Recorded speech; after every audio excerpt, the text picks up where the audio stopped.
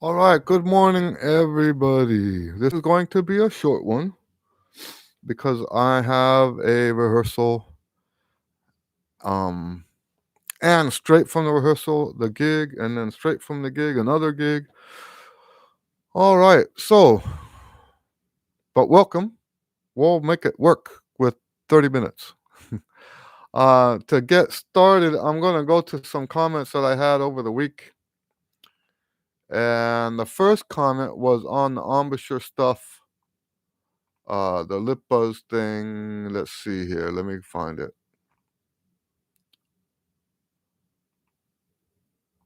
Got lots and lots of comments this week, and I'm very behind on responding to all of them.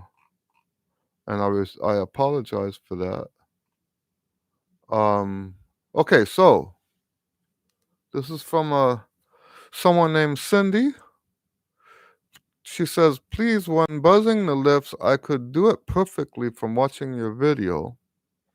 But when I take my mouthpiece to pitch, I'm not able to produce the right sound. Any help, please? Now, I don't normally jump to this conclusion, but my first thought here, if it was my student, my first thought would be maybe the mouthpiece is not the right size. Now, let me explain why I would think that. A lot of times, now it depends on what your reason is for doing the lip buzz, right? A lot of times people are looking at those videos because they've got problems with their chops. So and the whole point of the lip buzz is you used to do it this way, now you're going to try to do it this way, right? And so the lip buzz is going to be something different. What you do to do the lip buzz is different from the way you used to play. Now, I don't know that for sure about Cindy because there's not enough information in her comment, right? So I'm only assuming that it's that kind of situation. If it is that kind of situation, the mouthpiece you played on when you were playing the other way may not fit if you're doing it this way. And let me give you an example of why that might be.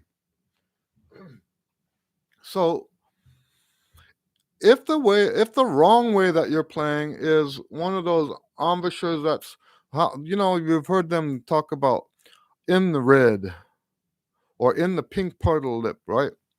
If you're down at the bottom here and I used to play this way. I played this way in high school. I played this way in college. And basically the mouthpiece setting. Hello, Raimo. Nice to see you. The mouthpiece setting is too low. There's only a tiny bit of top lip in the mouthpiece. And now, by the way, and I'm interrupting myself again. I apologize. By the way, sometimes the reason people play on those low settings, sometimes the reason that people put the mouthpiece in the wrong place is because the mouthpiece is the wrong size. So that's another thing to think about, right? So if the reason you're pursuing lip buzz is because you want to revisit the chops, right, and get this all going right, then you're going from, hypothetically, let's say you used my old embouchure. That's not the only thing that it could be. using my story as an example, if I'm playing way down here like this on a small mouthpiece with pucker, in order to make that work, I had to pucker the bottom lip. So I remember this. I remember when I was first introduced to lip buzz. Now, I know you can't see this, but I used to play lip buzz like a duck. That was my lip buzz. When they first told me, hey, try lip buzz, I was doing like tuba lip buzz, not trumpet lip buzz. Okay? But if you do that embouchure and put the mouthpiece real low,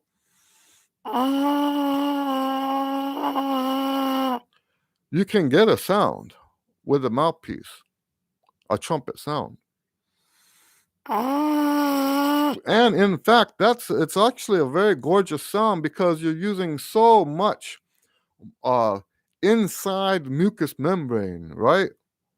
And that just happens to vibrate so much nicer. Let me see if I can play a note like that. It's been a long time since I've tried this.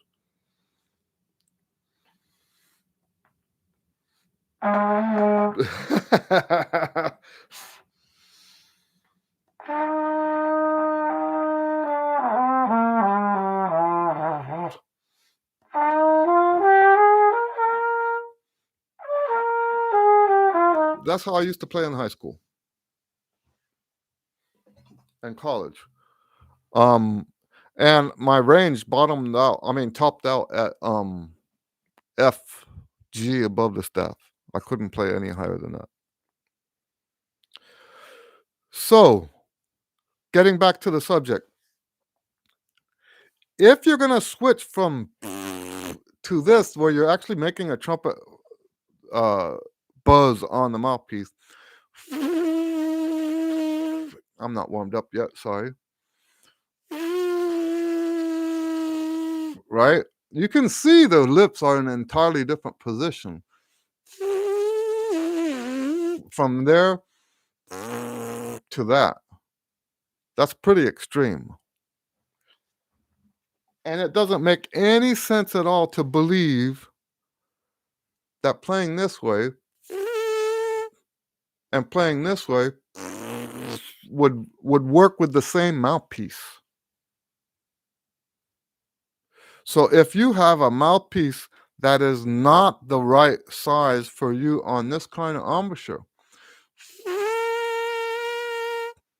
then you're not going to get a good sound on it, and it's going to be hard to play. Completely hard to play. You won't be able to play.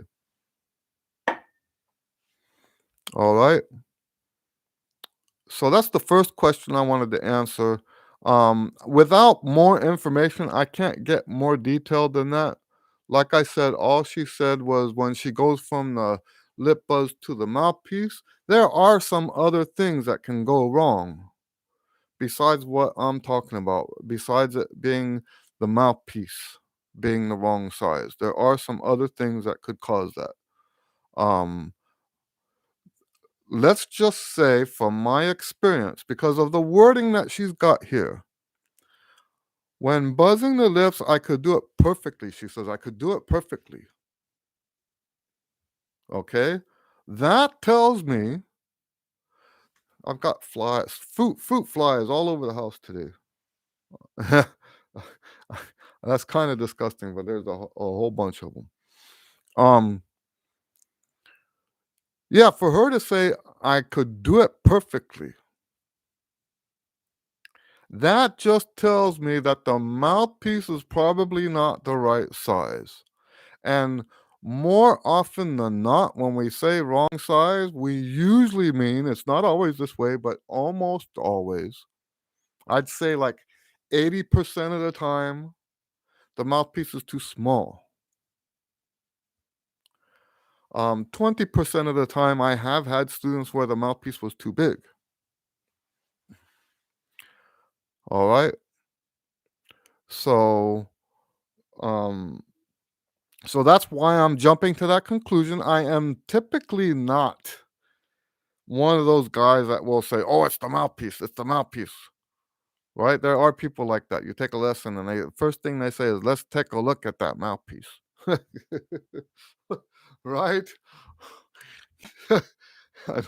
It's like, "Oh, man." I'm considering buying what they call the Warburton kit. I didn't know they had more than one. Um, the one I want is I think they call it the Pro or the Shop or something. There's a nickname they have for it. They have like 8 of these kits for sale. Um, it's quite pricey. It's about the price of an instrument. But it would be a wonderful teaching tool to help people. I would be able to fit people with I know how to fit mouthpieces, right? I've been successful with it in the past. I just haven't had a whole kit to work from. And that's why I would want to do it. And it doesn't make sense to have the kit and not actually sell the mouthpieces. Um, I think the reason I'm on the fence with it right now is because with all the COVID scares and all that stuff, people are not as willingly, they're not as willing to meet in person, right? And, like how many lessons do I teach here at the house? I think 3 students, 4 students, out of the whole studio.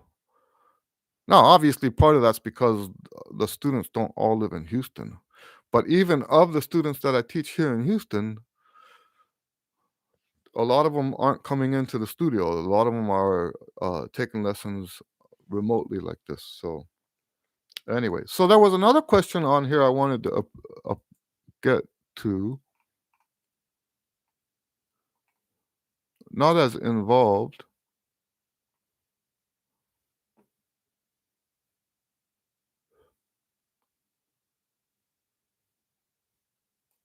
Let's see here. Okay, here's one. Um, this was in the embouchure change video. Um, Thanks, Eddie. Did you ever find that Stradivarius quote? It wasn't Stradivarius. I hope I didn't say Stradivarius in the video. So it wasn't Stradivarius. It was Paganini. A Paganini quote about approaching practice each day as if you were starting from scratch. I'd love to use that quote. Um, it's No, I haven't found it. What I said in the video, if I'm not mistaken,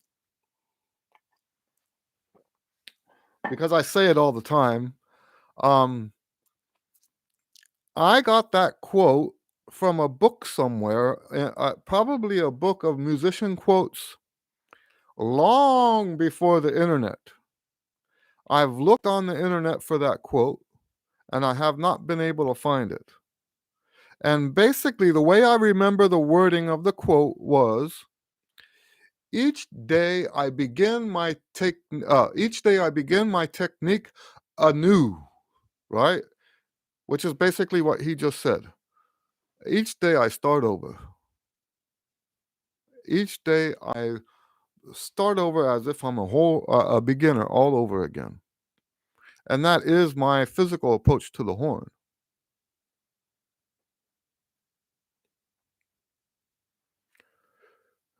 Oh my. So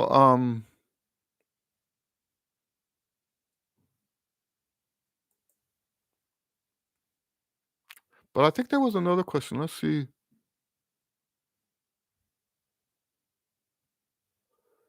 So there's people asking for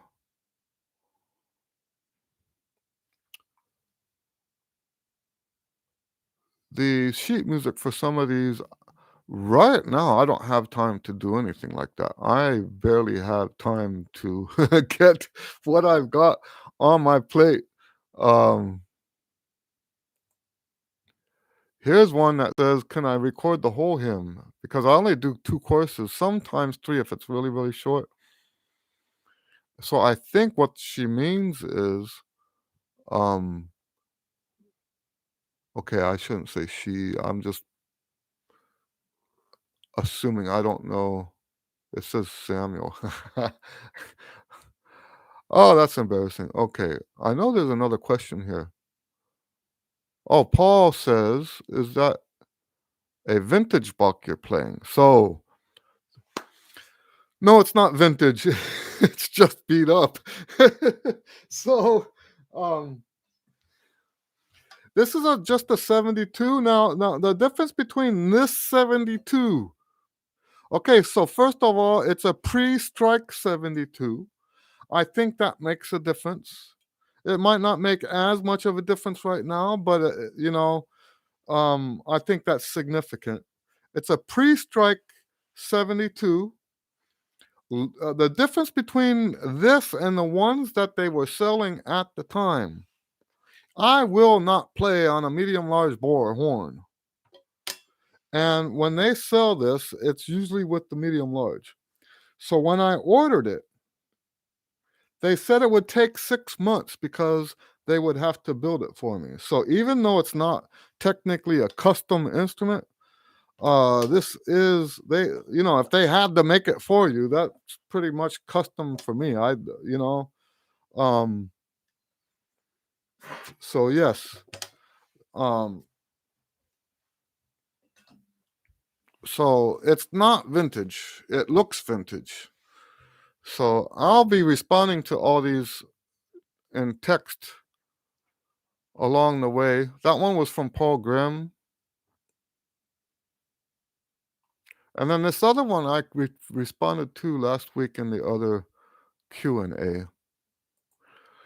Do y'all have any questions? It looks like we don't have very many people watching today, which is my fault for not I didn't post the video until this morning. Just because, like I said, I've got a bunch going on right now. If we don't have any questions now, I want to tell you guys what's up.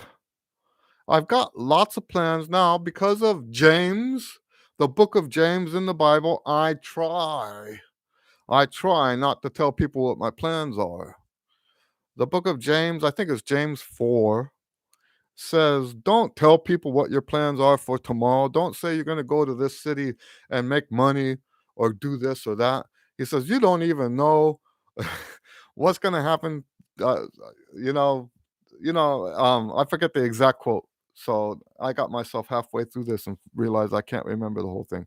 But basically, he's saying, don't tell people what your plans are because it might not work out. And that makes a lot of sense, right? If you say, tomorrow I'm going to do this, tomorrow I'm going to do that, and it doesn't happen, something comes up, you just made yourself a liar. And to people to whom that matters, that's not okay. Now, I do admit that in today's world, being a liar is not that big of a deal. We see it everywhere, right? I remember, so, people say, "Oh, things never change. It's always been this way." That's not true. I remember my grandfather being accused of lying, of being not lying, but being a liar. And I remember what a serious accusation that was. I remember it was serious enough that we've been talking about it now decades later. That's how serious it was. It used to be that being called a liar, I think what has replaced that in today's society is to be a racist. If you're a racist, oh, you don't, now you're going to like tell people, no, no, no, I'm not a racist. In the old days, it was being a liar. So, so taking this back to the subject, hello, Mary, nice to see you. Taking this back to the subject, if you say, this is what I'm going to do tomorrow, and you don't do it, technically that makes you a liar. Now, we're all guilty of that, but we shouldn't try to be guilty of it. So what I'm going to tell you is not what I'm going to do, but what just in a general vague sense. And in fact, you know what? Instead of saying that, instead of saying what's going to happen tomorrow, let's talk about what we've already done. Okay. So we got a new camera. Let me go grab the camera. I'll show you the camera.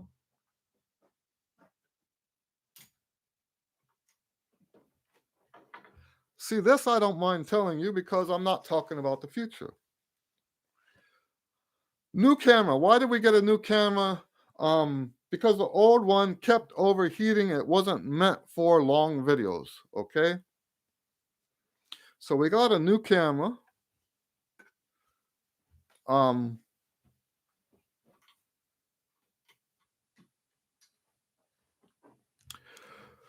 We've got a new camera. We painted the living room. Not this room, it's the next room over.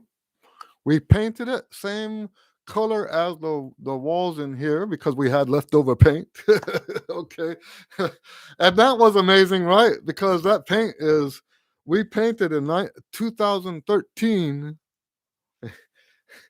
kept the paint in the garage and opened it to see if if it was still good. And sure enough, it was still good. I did have to buy another can, but we didn't have to spend as much money painting the other room as it could have if we went from scratch, right?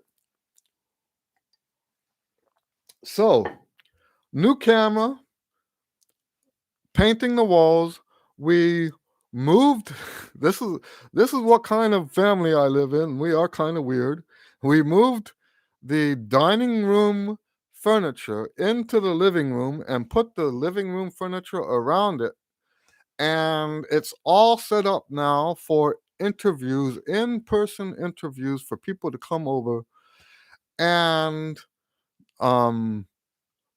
even Q&As, we can have the Q&As. So the table is there and we'll sit behind the table. And yes, something else I can tell you is that we've recorded one interview. We didn't do that wasn't finished yet, okay? But we do have one interview that I'm still working on because it was very, very long. I have to when I say edit it, I'm reluctant to say the word edit because I'm not going to take anything out.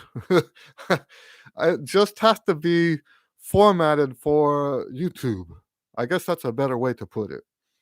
I can't just put raw videos online. And it was like over 2 hours. So that was the first first interview we did.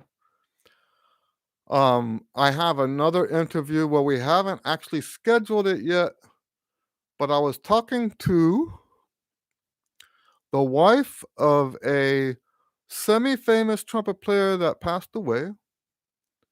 And she saw one of the videos that I did mentioning her late husband's name and what impact he had in my life. And when she called me to talk to me about what I said in the video, I'm thinking, hey, we need to get this woman over here and tell you guys this stuff because it's music history, it's philosophy, it's there's so much that she has to offer. When she's speaking, it's powerful, powerful, powerful. So we're gonna have her over. Her name is Lula. And now I just broke what I said I was going to tell you. I'm not telling you what we're going to do. What I'm telling you is that her and I have an agreement. I don't mind telling you that. Her and I have an agreement, and to meet, she's going to come over. I guess this is harder than I thought. So anyway, I hope that makes sense. And yes, it's now the path has been laid for us to go ahead and have interviews. And I can tell you what I want. that part, because it's not a plan, I'll tell you what I want. My mouth is dry. Sorry about that. I'll tell you what I want. You guys, I hope you have noticed that we've had a new series. This series is replacing the improv series. If you haven't seen the free improv series, that's 100, actually over 100 videos of me sitting down and just playing whatever comes off the top of my head. Okay? And there, after I got to number 100, I'm thinking, yes, this is getting kind of boring. Um, wouldn't it be better if I had someone come and do this with me? Right? So I had this idea to take to get my friends to come over. They have to be friends. Why? Because I can't pay them. Okay? So that's why I'm calling it my Just Friends series. Because I can't pay. I won't go into that.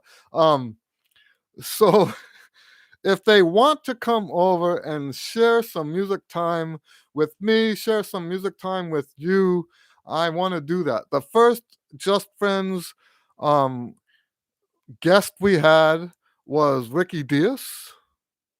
I hope you saw some of those. That was, you know, I know that it wasn't perfect, um,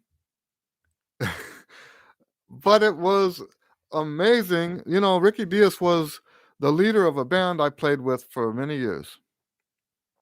And it was very, very nice to sit down with him and play some jazz. He's in his 90s, I believe, or maybe 90 years old. Yes, so that was very nice. Then we had someone I had actually never played with before, but I know him. I've known him for years because he was the father of one of my students. Tuba player from New Orleans, Abe Cossey, and uh, so him and I did some duets, some New Orleans style duets.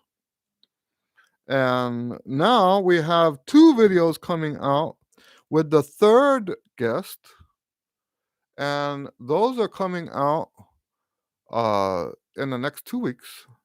These publish on Mondays, and the reason I'm putting them on Mondays is because that's when the free improv was, right? Um, and yeah, so part of the story is I decided to do that to replace the old free improv videos. Then I started having guests for my Q&A. Right? So we've had 3 guests so far for the Q&A. We had Dennis Dotson. We had the first one was Ed Johnson, and then the third one was Carl Mueller. Carl is also going to do. He's the one that's doing the videos this coming Monday and the next one, the Just Friends. He's the next Just Friend, right? So I had this idea. Why don't we start? Whoever it is that does that, the Just Friends, also do a Q&A. And then I thought, well, why stop there? Okay? Why not have 3 things? Now, of course, they can opt out of any of these if they want, right? Um, we'll have the Just Friends videos. We'll have the live Q&A that you can ask them what questions you want to. But why not start the whole process off with a interview, right? So we'll have them come over. We'll record some duets. We'll do, now this is not a plan. This is an idea, okay? It's not the same thing. Duets, we'll sit and have an interview. Then we'll publish the duets and the interview. And then at the end of that, I would like to invite them over for a Q&A. Now, it might not be Saturday morning. It might be any time because I want to try to get it into to meet their schedule. Um, But yes, this is exciting for me. This is what I want to do. This is what I want to do. You know, you guys have heard me. I know it's 10 o'clock. I got to go. You guys have heard me say that the human connection is so important, that the music, when I talk about academic music, what I mean by that is music that has been disinfected from all the humanism. You're not humanism. What from everything human, right? All the germs of being human. That's how I see academic music. You analyze it without any social context. You analyze it without any personal connection. And you just look, oh, this note relates to that note, relates to that note. But you don't see the human purpose for those notes to relate the way they do. Right? Does that make sense? So this is my way of being a hardcore introvert. Okay? This is my way to help put that human interaction, human connection thing into action with these interviews and the Q&As, and also to bring some of that to you. All right? So this is, to me, this is a big deal. All right? And so I'm very excited about it. I don't know. So far, everyone who I've asked to come over has been very enthusiastic about it. I think it's their enthusiasm that has kind of gotten me excited about it, right? But yes, I'm excited. And like I said, I'm going to let any of them opt out. If they don't want to do the Q&A, they don't have to do the Q&A. If they don't want to do the duet recordings, they don't have to do the duet recordings. Whatever it is that I offer, they can choose whatever they want, and we'll just make that work. But the coolest thing, I think, would, I mean, imagine that, right?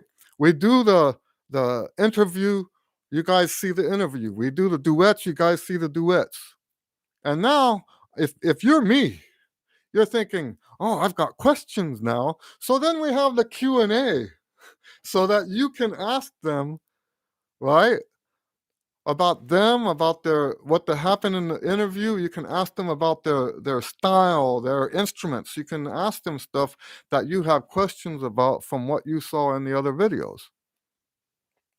So yes, can you tell I'm excited? Anyway, I gotta shut this down. Thank you guys for hanging out. By the way, as a public service announcement, we are moving to Saturday mornings for now. Like I said, it might be mobile. We might start doing this on different days, different times. I will try to give more heads up in advance in the future because it isn't going to be consistent. I think now that work is picking up again, I don't think I can afford to give up the Q&A, but I can't afford to do it at the same time all the time either. So we might start just doing different times all the time, but I will try to give at least 24 hours notice in the future. Okay. All right. Well, very good. Thank you guys. God bless you. We will see you next time. Have a great week. Bye.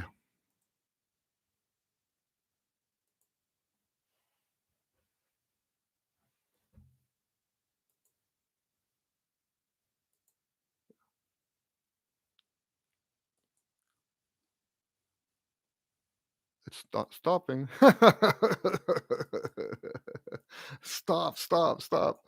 I'm going to have to just close it.